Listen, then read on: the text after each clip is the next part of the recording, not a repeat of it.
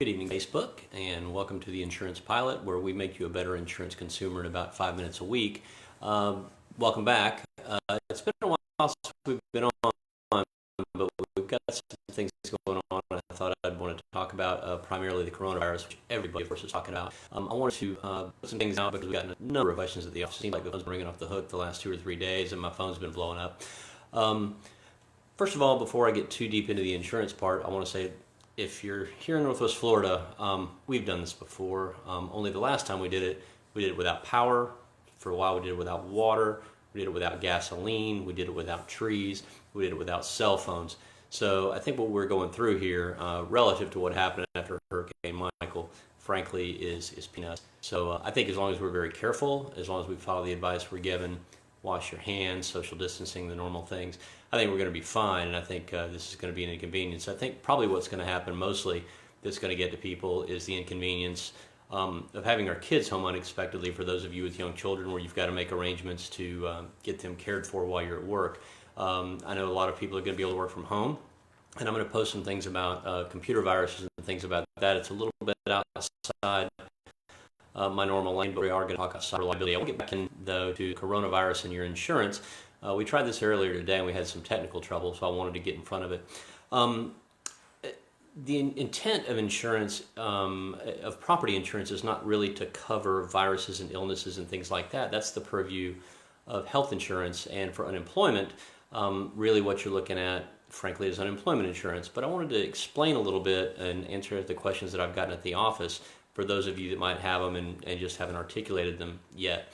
For property insurance, we've had a lot of calls about whether the business interruption, business income is going to be covered. And for people with rental properties that have had a lot of cancellations, they want to know about loss of use and loss of rents coverage. I'm going to tell you up front, in most cases, this is not covered.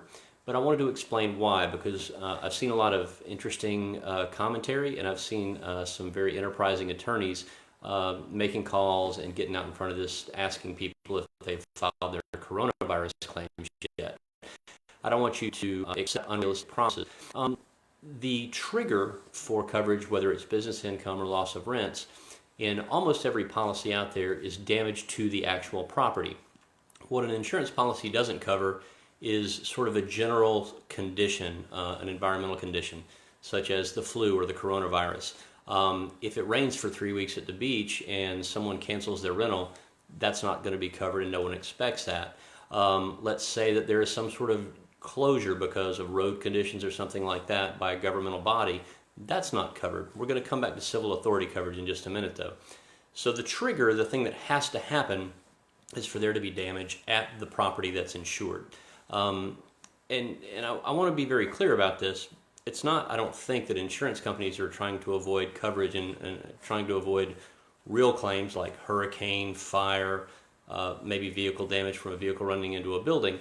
But you can't put insurance companies in a position of having to write checks every time there's flu, or every time maybe there's even just a down economy and people cancel rentals, or people don't come into your restaurant.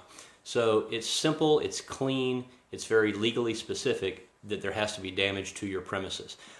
You're going to hear from some folks about civil authority coverage, and there are provisions in your policy that will cover losses due to civil authority. However, this coverage is also activated by damage at your premises.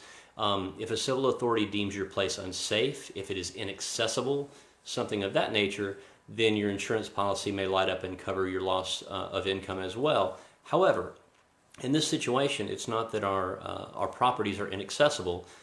We can go to those properties as business owners or as employees.